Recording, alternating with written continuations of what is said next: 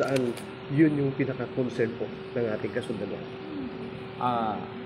First and foremost, walang nakalista na private armed groups sa SGA, even sa North Cotabato Province. Actually, sa whole BARM, walang nakalista na private armed groups.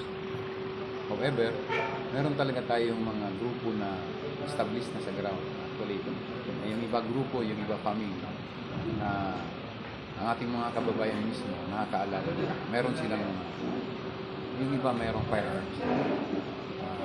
Thankfully, dahil part ng election period ay gun ban, ay hindi nila freely na nabitbit ng kanilang mga baril pag lumabas sila.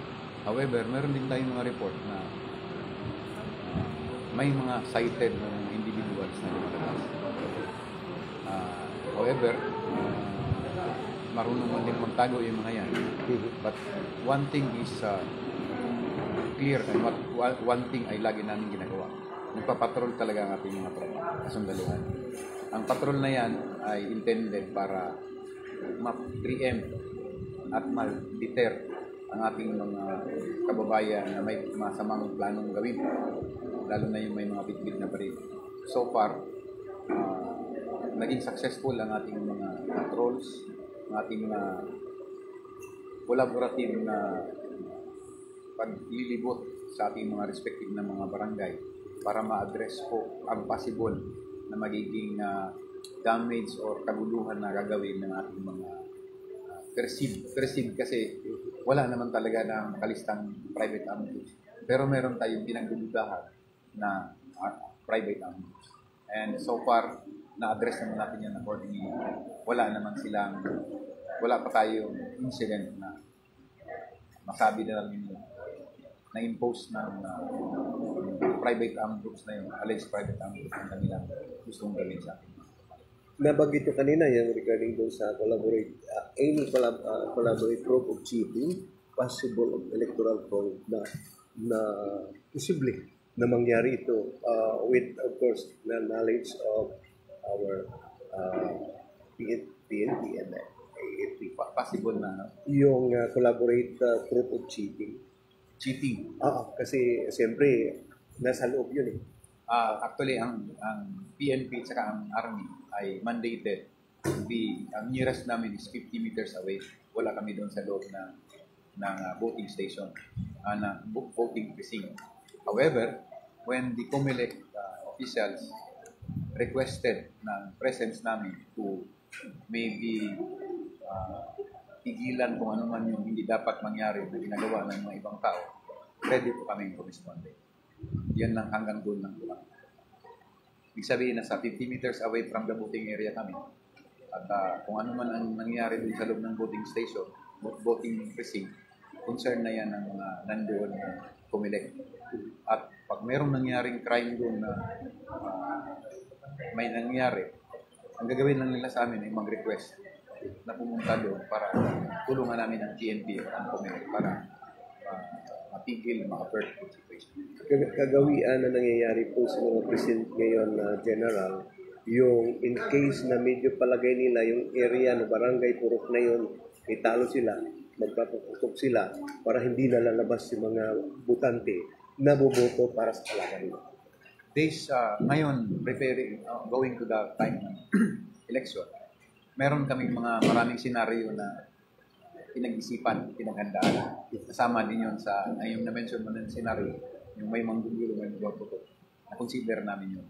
Meron na kaming naka-ready na mga pang-counter dun sa gagawin na yun. Hindi na namin sasabihin, baka pag-aralan din ng kalaban. Rest assured na meron kasama yun sa plano namin para pag nangyari yun, meron kagad. General, itong mabangkit ko lang kasi ito ang atin SG BARM, itong Special Graphics Area BARM, at kung saan po ay napapaloob po dito ay mga kombatan po ito, karamihan dito, ito magkakatunggaling grupo na ito. So hindi po maiwasan dyan, yung mga commander na yan na sila po yung na-appoint ng BARM, autonomous region, ay meron pong sa kanila mga supporter na talagang mangilan-ilan ay talagang matatapang po At kung magkaroon man ng mga gulo ito, how to prepare ang ating brigade na 602 sa inyong pamumuno, General? Basically, police matters yan. Pero yung drills na pinaghandaan namin, yung mga senaryo na pinaghandaan namin, collaboration between PNP and the Army.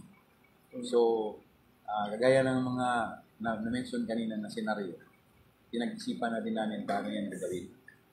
Rest assured na meron na rin kami naka-ready na plano para doon. Bottom line is, mapa-conduct natin ang election safe, orderly, peaceful, at ang lahat ng tao na dapat pumunto ay mga kapunta, mga tabo, fairly. So, yan po ang target.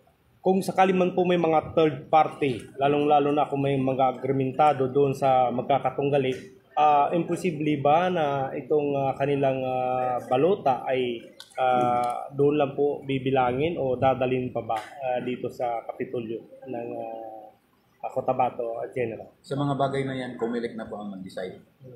Whatever requirement ng COMELEC, especially pag nag-request sila sa amin, tutulungan namin ng COMELEC. Kasi sa period ng election, COMELEC talaga ang nagdadala sa mga activity. Kami ang PNP at ang Philippine Army ay mga agency na susuporta sa COMELEC para magampanan ng trabaho.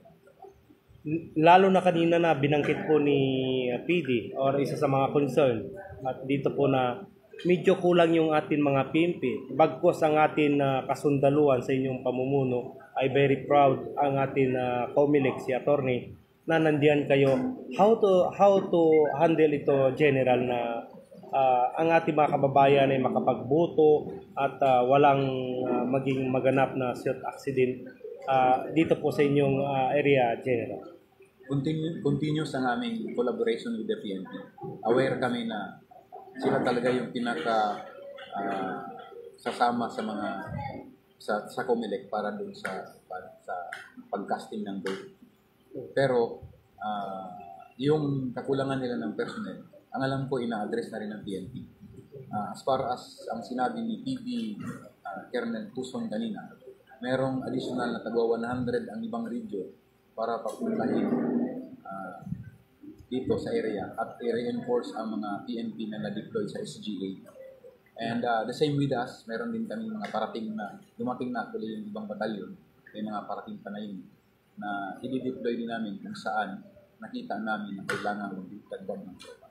So, part ng aming plano yan, and rest assured na by the time na mag-election, ma-address po namin ang report. Katulad po sa pamunuan ni Brigadier General Edgar Cato, kung saan po ay meron nagkakaroon ng bakbakan sa ilalim ng pamumuno niya si Colonel O.G. Billian, ay meron pong nagkakaroon na bakbakan ng dalawang magkakatunggali at agad kinukuha itong mga kanilang mga baril. Kung sakaling magkaroon man ng gano'n ng mga gusot, General, ay asa bang ating mga kababayan na parehas kung kumpiskain ang kanilang mga baril, lalong-lalo na gun ban ngayon at eleksyon? Dati po akong Deputy Brigade Commander at Acting Brigade Commander ng 601st Brigade Area. Ginagawa ko na po yun. Dito, kung kahit sino ang involved, basta gumawa sila ng hindi dapat gawin. In short, pagka gumawa sila ng krimen, wala kaming papanindigan. Lahat kukuhanan namin ng baril. I-assure po namin sa inyo. Minsay po, magtatanong si General, regarding sa usapin niyo kanina, yung dalawang munisipyo, before election ba, masilusyonan ho ba ito? Yan yung hahabulin natin. Kaya yan sa mga pinahabol na meeting ni MP Gutzmalang kanina na mag-usap kami ulit. Ito kasi effort natin para makandak natin ang maayos ng eleksyon. Collaborative effort talaga ito. Kung meron kaming nakikitang technique, nakikitang recommendation para yun yung gagawin para ma-accomplish natin yun. Kagaya ng ginawa natin kanina. So, instead na maghanap pa, nandyan naman na yung treasurer ng Mother Municipality. Sila na kaagad yung nire-recommend natin na gagawing treasurer doon sa Pahamudin, Old Kaabakan, for the purpose of election. Para pagdating ng balota, another election para Fernanda, mayroon nang mag-take charge. Sila na tuloy-tuloy na yung galawan natin para matanda natin. May mapursi kayo, General, with regards doon sa failure of election, military control o COMELEC control dito sa area ngayon na kinapauloban nitong SPA? So far, okay ang ating area ngayon. Ang effort ng ating kasundaluhan ay mag-ikot sa mga hanggang sa barangay. Ang effort namin sa 602 Brigade ay hanggang voting precinct ay amin niyang binisita. Iba pa yun sa gagawin ng COMELEC na final mga few days before. Ang atin, sinisigurado natin na maayos yung physical na appearance ng voting precinct. Makikita na rin natin kung ano yung situation ng area. Para pagdating ng election day ay ready na tayo at magampanan natin ang maayos. Mensahe na rin po Hindi, para last question na lang, General. Doon po sa concern ni Acting Mayor, Dr. Anwar Salwang, kung saan po ay hindi po sa kanya namamatay o meron na namamatay o hindi naman taga doon, but daanan nga ay along the highway at pagkakaroon sila ng pag-uusap-usap ng platon at saka may binanggit din si PD, ano po ang maging masasabi nyo at may tutulong ng ating kasundaluhan? Alam po natin na mayroong mga kumpak na ganyan at minsan mayroon naman mga kasundaluhan natin na linalagyan ng katulong na magsi-checkpoint doon sa kanilang pagitan doon sa Kadayangan at saka Nabalawag, General. Nirespeto natin ang observation ni Mayor Salua. Kasi minsan, in fairness, hindi ganun kadami ang kaso ng shooting dun sa area niya. And then, perception, hindi pa naman natin na-prove na taga Nabalawag talaga kung saan galing yung nag-commit ng crime. But ang effort natin with the PNP is yung collaboration. And then, kung mapansin nyo kanina, nagre-recommend ako sa lahat ng munisipyo, particularly yung PNP, na mag-procure talaga sila ng yung isang brand ng communication para magkaroon ng internet. Yung area kasi nila doon, inikot ko yan. Mahina yung signal ng cellphone doon, both sa dalawang major na cellphone company. Ang solusyon natin dyan ay magkaroon ng internet connection. Kasi kami sa Army, 602, ang 40 ID, ang 34 ID, meron kaming ready 24/7 talaga yung monitoring namin. Nire-recommend namin na pagka meron silang nakita, report agad. Mas maganda may picture para makita na natin yung pagmumukha ng kriminal, yung baril na bitila, at baka may record kami, alam na namin kung paano i-address, paano namin tugunan ang situation na yun. So, ulit-ulitin namin sa kanila na mag-procure talaga sila. Ang security, hindi talaga yan mura. Pagbabayaran mo talaga yung equipment para magkaroon tayo ng security. At sa palagay ko naman ay nag-cooperate sila at ready sila na to do their part, perform their part para magkaroon ng mga equipment o kung ano man, especially in communication, para kung mayroon silang report, mapadala kagad nila sa amin para ma-action ng kagad namin.